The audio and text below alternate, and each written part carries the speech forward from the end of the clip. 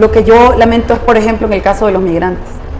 Sí. Se habían dado avances importantes, que ahora solo falta echar un vistazo para darse cuenta que también en esa área, en cuanto a la atención, hay retrocesos. ¿Por qué? Porque hablar del tema migratorio no es solo hablar del migrante que ya está bien establecido en un país determinado, es hablar del que acaba de salir de tu frontera, del que acaba de salir por cualquier frontera.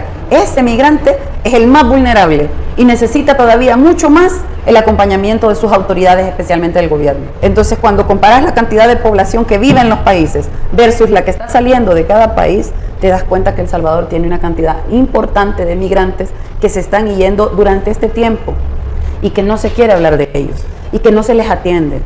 Como a mí me gusta hablar con cosas concretas, no solo bla, bla, bla, pueden revisar en mis redes. Estuve en la frontera el año pasado en octubre, porque yo quería ir a ver la situación de mis compatriotas y ver qué podemos hacer.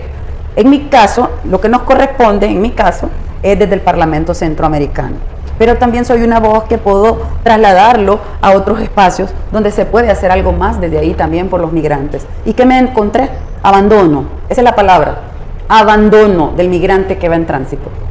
Y no me pueden decir que no, porque yo he tenido reunión con autoridades de Guatemala y me han dicho en esas reuniones que no se había acercado en ese momento que yo estuve ahí y antes ninguna autoridad salvadoreña. Y entonces, ¿qué pasaba con el migrante deportado, como le llaman, pero para nosotros es retornado?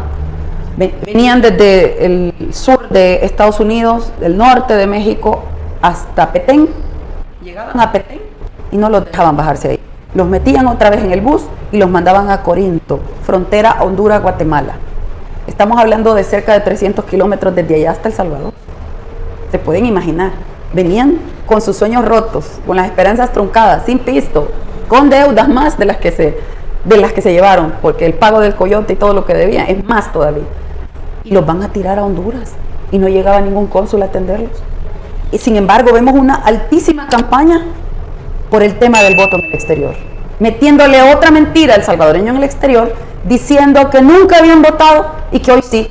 Y me da una cosa ver gente tan sin escrúpulos repitiendo esto en la Asamblea Legislativa y diciendo que nunca habían votado, cuando este presidente ha sido presidente con votos de algunos salvadoreños en el exterior. O sea que les ignoró el voto, pues.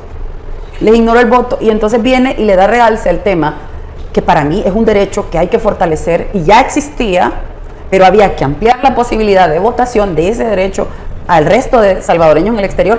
100% de acuerdo con eso, pero no decir que nunca hubo. Pero tampoco poner eso como la única atención hacia el salvadoreño en el exterior, porque El Salvador casi no te dicen de manera clara que lo único que les interesa es que vote el que está allá, el que va raspándose, el que se está escapando a ahogar en el río, no les importa. Y migrante es el que ya se estableció en un país determinado como el que va en tránsito. Sí, claro. Migrante es el que tiene papeles como el que no tiene ningún papel.